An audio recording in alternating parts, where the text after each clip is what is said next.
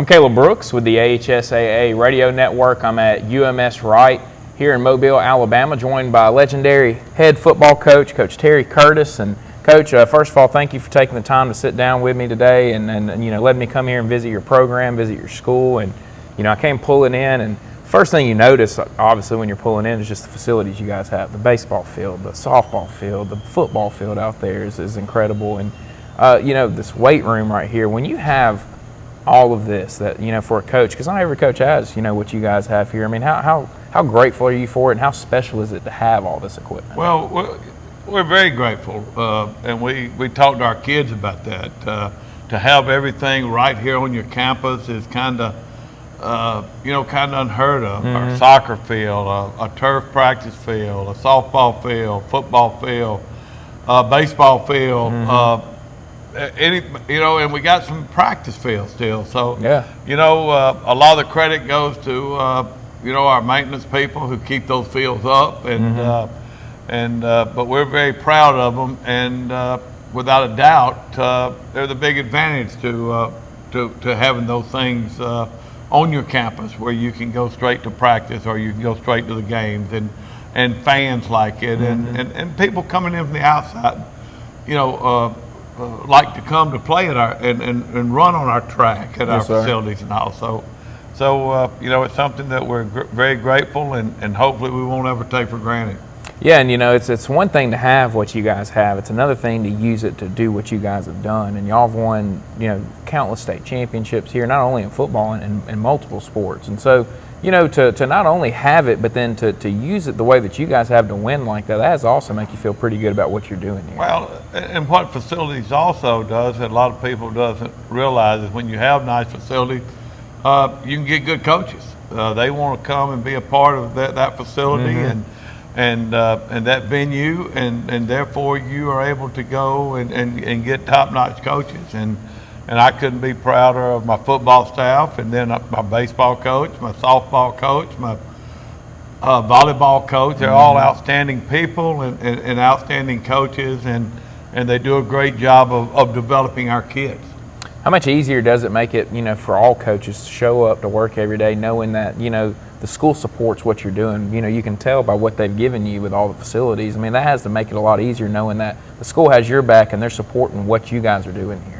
Well, I've always said at UMS-Wright, the thing that's the most attractive for a football coach or really any coach, and I tell every coach this when they when I'm interviewing them or whatever, that this place, education's number one, which it should be, but they understand the importance of the individual and the extracurricular activities and all the things that go with that. Mm-hmm. So it's a close second. So therefore, never once anything that we needed to help us to be successful or for that kid to be successful have they not provided for us. And that's just an awesome thing on the part of UMS-Wright. A lot of people don't have that. A lot of people can't do that. But there's not much that we ask for that we don't get. And another thing that people talk about all the time is when they see your kids, whether it's out in public or whether it's just speaking to them, like when I just got done with Edwin right here. Every kid that you meet, you never have a problem out of them. It's always we're going to shake your hand, yes sir, no sir. It doesn't matter what sport it is. What is it about this place that has kids like that? Because it isn't like that at every place that I go to. Well, our mission is to develop the individual in mind, body, and spirit. And it starts right up there in that school. But then the co-curriculars, mm-hmm. the athletics, one of the great things about athletics is it teaches some of those life lessons and that you don't necessarily learn. But this place is a great institution of character, leadership. That's what we try to develop these kids to be. Sports is only a small part of it. Now, it's a very important part, but it's only a small part of that individual. And hopefully, when their playing days are over or their high school days are over, then they're going to come back or they're going to go wherever, and they're going to be a success because of the things that they learned here to make them successful. 21 years here for you now at UMS and as the head football coach. And when you first took the job and 21 years ago, did you ever envision that you would be sitting here 21 years later still being the head coach? Heck, I had a guy told me the day that at the press conference when I took the job, I was sitting there talking to him. I said, how long do you think I'll last here? He said, maybe a year. You know, and 21 years later to still be here, it's just, you never even dream of things like this. You know, when I left Murphy, which was my dream job, to come here, a lot of people there was upset. I wasn't sure I'd made the right decision or whatever, but 21 years later, I did the right thing for myself and for my family. This place has been more than good to me, and hopefully I've given something back to them. And I couldn't ask for a better place. You know, you hear the old cliche all the time from coaches, I've never worked a day in my life. Well, I promise you, the last 21 years, I have not gotten up one morning and dreaded coming to work.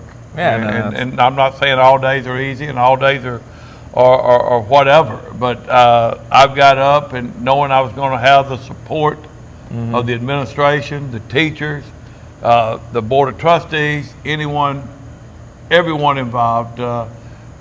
Never worked for a bad headmaster, never worked for a bad head of school here, and it's just better than you could even imagine. Oh, even your buddy Dwight Busby wouldn't even imagine this. And you know, Coach, I mean, when you think back on your 21 years here, and you think about this school, not only for your football program, but the school itself, the athletics here, where has this place really developed the most at and really, you know, improved the most since you really took over? Well, I think we've improved with our coaches.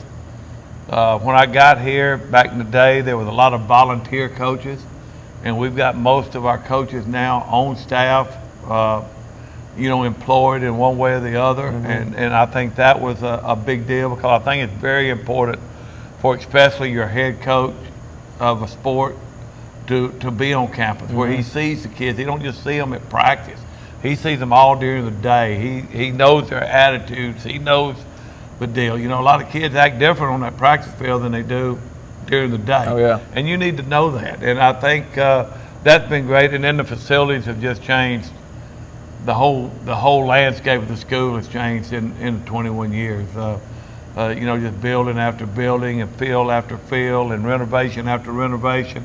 You know, that's been a big thing. But I would have to say just the quality of our coaches and buying into what this school is all about and the way that they want them to be about and developing these kids to be not just athletes, but good people.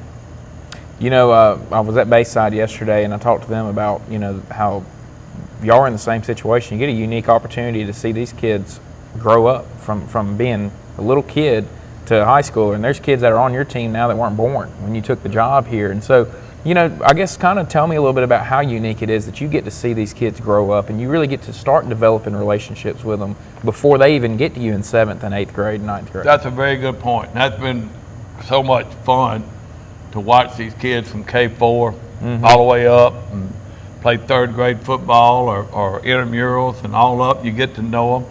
Every Friday for home games, we have a lower school pep rally for just kindergartners through 4th grade. And you get to know them that way. We do a dads and lads for just 1st through 4th grades. The kids and their dads come to a hot dog deal, and so we do a lot with them. But you know, I'd never been in that situation. Being at BC Rain and being at Shaw and being at Murphy, you know, we saw them from the 9th to the 12th. That was it. Yeah. But now you have a chance to watch them grow and watch them go, and the development of them is unbelievable. I've had a bunch of them that when they were in the 4th or 5th grade, I've said, I hope I'm not the coach when they get up to high school, but now they're playing for you. Yeah. So it just, you never know from year to year, their development. And, you know, our culture is such, they love sports, they love to play, they love to participate, and that's kind of what we're all about. Yeah. And, you know, being a guy that was at public school, you came over to the private school, and you've really kind of spent close to about the same amount of time, you know, in both now. What are some of the That's differences? That's scary, isn't it? Well, but, you know, it speaks volumes to you being able to do it for so long, too, because not everybody does last in this profession. And not everybody gets to do it as long as you have. But what are some of the differences outside of, what we just talked about with being able to see them grow and having everybody on the same campus and everything, between public school ball and private school ball and being a coach at both places? Well, you just deal with so many different problems. I guess would be the best way to say it. In public school, kids want discipline. They want to be disciplined. And like we played Williamson, last night, and what a great bunch of kids, what a great bunch of athletes they were, and so forth. And we like playing those kind of people, and I feel for the coaches, and talking to, just using Williamson because they're the most recent as an example. He's sitting there, he's the only guy on campus. Oh yeah. A coach. All the rest of them are volunteers or teach at elementary schools or middle schools or whatever and come in. And it's hard to have a cohesive program, and he's got to do all the discipline. He's got to fool with those guys all day long, and that's what wears you out. That's worried about their grades, worried about them going home at night and the environments they're in and so forth. And then he's the only one that's on campus full time. I don't know how those guys do it, and I can understand why they move. I can understand why they get burnt out and everything else. Because if I was in that case, I promise you, at my age now, if I was in that kind of situation, I'd have been retired long ago. If I had to go through that. I was lucky even when I was at Murphy and all that most of our guys were on staff, but you're seeing more and more of these guys using all these volunteers at these places, and it's just tough on that head coach when he's also the AD. Yeah. So he's having to take care of all the other sports and all. So that's the biggest difference I see. And I talk to guys all the time about it. I feel for them, and I know what they're going through. And that's not just in Mobile. That's all over the state and all over the country. Yes, sir. You talk about, I go to these big conferences, and everybody talks about the number of volunteer coaches, that they're having to use, and I feel for them. And outside of just the coaching part, there's a lot of administrative work that goes along with being a head coach, and especially in a public school. And when you're a county school, like a lot of the schools down here are, money is different. So was it different, dealing with money? Y'all were able to take charter buses, I'm sure, to places that you couldn't when you were at Murphy. Is that some big differences? Well, that wasn't, that's either here or there. We never, we called them cheese wagons. We jump on them, whatever, and we don't have to do that now, and so forth. But yeah, I just named just a few things. They probably have to do a lot of the taping. They have to do a lot of the rehabbing to get their kids well. They have to take them to the doctor. They have to take them home, and then do all the administrative work on C2C that you have to do for eligibility for all your sports, and make sure it's all done. And like I say, I don't miss that at all, and I feel for them. I know what they're going through. No doubt. Building consistency is tough, and you guys have built a consistent program here. Consistently, year in, year out, people are going to consider UMS the favorite to win the championship, and that's a good thing because you've obviously done the right thing with your program, but it's a bad thing because everybody's gunning for you guys. Do you see that every Friday night when you play against teams? Pretty much. We don't slip up on many people, but it's like I say, I'd rather be on that end of it than the other end where you're everybody's homecoming. So but we have been consistent, and people ask me all the time what I'm probably the most. Yeah, the state championships are great and so forth, but the consistency of what we've done over a 20-year period, going into this year,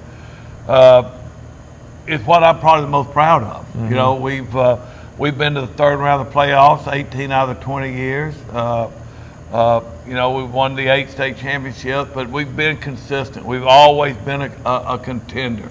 Hadn't won it all the time, but we've had a chance, and our program has stayed there. And we've been number one now for about two and a half years or something like that, and we getting everybody's best shot every week. And we don't always play our best or great or whatever, but our kids seem to, because they're used to winning, they expect to win. Yeah. So they somehow find a way to win, and people are always bigger than we are, and probably faster than we are, and so forth. But our kids do know how to play. They are smart. They're coachable, and they're going to do it just exactly the way we want to do it. And it proves there's something to be said for that. Yeah, schedule that you got to start off the year, and it wasn't easy. St. Paul's, Andalusia, and Andalusia, a team a lot of people kind of look at and say, well, you could see that matchup again later on this year. And I kind of want to talk to you about that Andalusia matchup. It's kind of become a little bit of a rivalry. I mean, obviously they're 3 hours away from you guys, but y'all have played so much in all of these different sports and so many, big time games. And last week was a huge game, and y'all were able to find a way to win that one. But talk about that matchup and really playing them and how much better that's made y'all as well. Well, it has to be. And Trent Trent says it's not a rivalry. Do you beat somebody a little more than what we've done? But Trent and I are great friends, and we have all the respect in the world for their program. And another thing that's been fun to watch in playing them is how their facility has changed. I mean, from 1 year just about to the next, we go up there, and it seemed like we went up there about 4 times in a row, and to go up there and to see them having turned their whole field around, got a turf field, a great place for the visitors, a jumbotron, and a nice indoor facility, and all those things in Andalusia. It's like, man, and that was fun to watch. And when you want to think that we had something to do with that, with our facilities, and them wanting to have something the same way. And sure enough, once they got those facilities, all of a sudden they got about 80 football players now, and gosh, they're good, and they play hard, and it reminds me back in the day when we played Thomasville. A lot like that, and to watch Thomasville and that city grow, and their facilities grow, and their coaching grows, and 4A now, probably 15 years ago, a lot of young coaches, a lot of guys not of experience, but now everybody's got a good coach. You look at Andrew Williams at W.F. Neal, Rico Jackson was at Escambia, and you got Trent there, and you got Clint Smith at Hillcrest, and you sit there playing these guys, man, and you're not going to out coach many of them. You better be on top of your game. So it's been fun to watch it from that perspective. But the Andalusia deal is special. I tell people all the time, I think our kids and their kids know each other. They call each other on a first name basis. Yeah. So with social media now and all, and it is a good rivalry. And you mentioned all these coaches. I just got done. I left Coach Mask over there at St. Paul's, and he was over in Georgia for a little bit, and I asked him what the differences were, and he said, there's maybe some better athletes in Georgia, but the coaching in Alabama is just so much better than it is over in Georgia. Man, the way the kids are coached here. It's amazing to go to these clinics and camps and talk to these guys and start talking ball, and the passion that our coaches have for the game, and our assistant coaches have that same passion, wanting to be head coaches one day. And I promise you, coaching-wise, Alabama's in good hands, because there's some great coaches throughout this state, and I'm proud of our football organization and what we've developed with helping develop these coaches. Not necessarily just in the coaching part, but in how to be a coach, and how to be professional, and those sort of things. Sorry about that.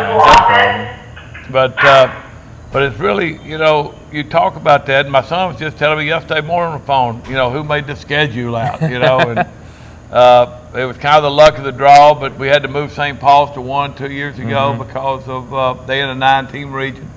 And, we got Andalusia and Williamson right off the bat, and we're going to go to Atlanta and play a game, and they couldn't do it because of the hurricane, and now we got Clark County this week, so it doesn't get any easier. No, it doesn't. And So tell me a little bit about this team. How you feel about them after watching them on film so far, and where do you think your strengths are, and where do you think some weaknesses are that you feel like, if we don't improve here, we're not going to be able to get that 9th state championship this year?